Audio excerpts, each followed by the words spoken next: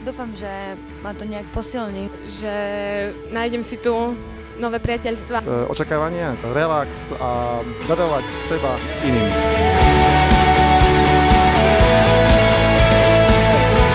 Určite nejaké vyššie stretnutie s Bohom, pomodliť sa v spoločenstve. Čo nás priviedlo, tak myslím si, že určite Anka. Asi dobré skúsenosti z tých minulých putí. Služba lásky. Ma priviedli jej priatelia, pretože chcem s nimi stráviť pekný čas. A takisto aj toto miesto ma veľmi naplňa.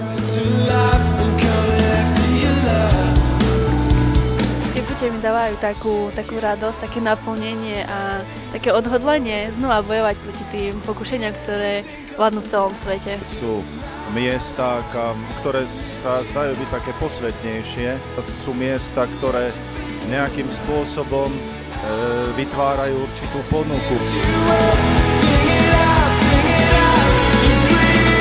Je to taká formácia do života a spoznávanie jednak seba samej aj druhých a predovšetkým hľadanie Boha. Putovanie ako také má hlbokú tradíciu v katolíckej cirkvi. Pute sú takou nádejou pre život človeka, aby našiel seba samého.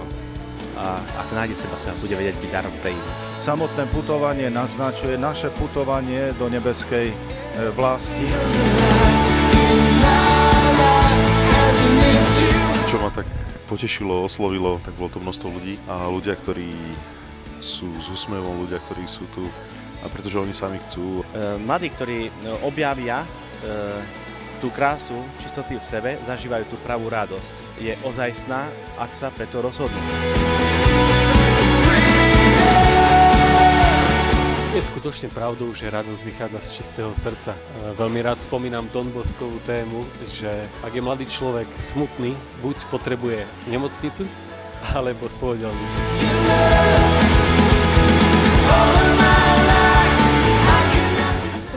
Že vzťah s otcom je dôležitý. Mne sa páčilo to, ako má otec odovzdávať to proroctvo ďalej a vlastne tak bude ten syn aj dobrým otcom.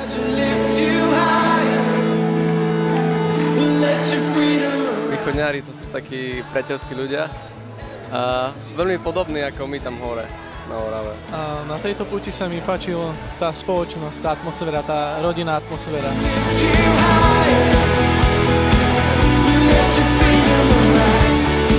V živote ide o viac, ide o lásku a tá je najhlbšie vložená v našom srdci. A čím viac budem milovať Boha, a tým viac budem milovať seba správne aj druhých ľudí.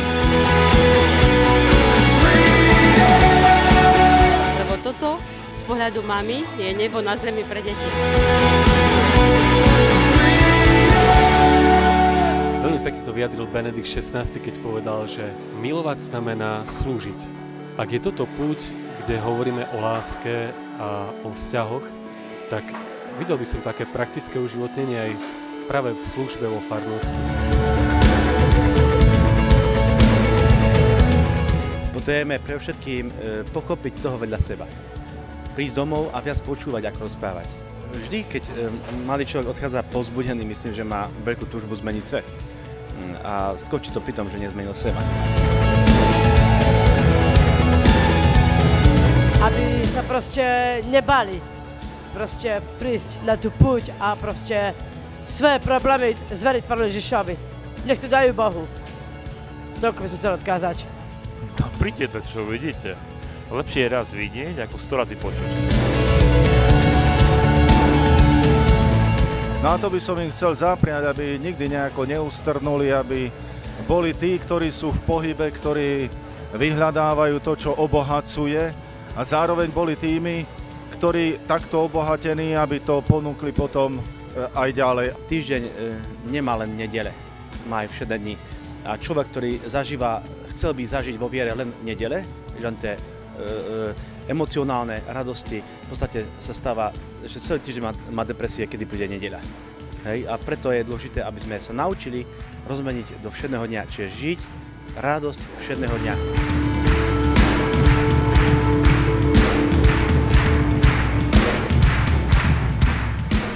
Dobrý deň, prajem.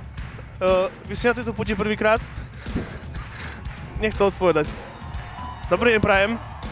Vy stále pozorujete mnoho putníkov, ktoré tady to prechádzajú. Čo by ste im chceli odkázať? Dobre, ďakujeme pekne. Dovidenia.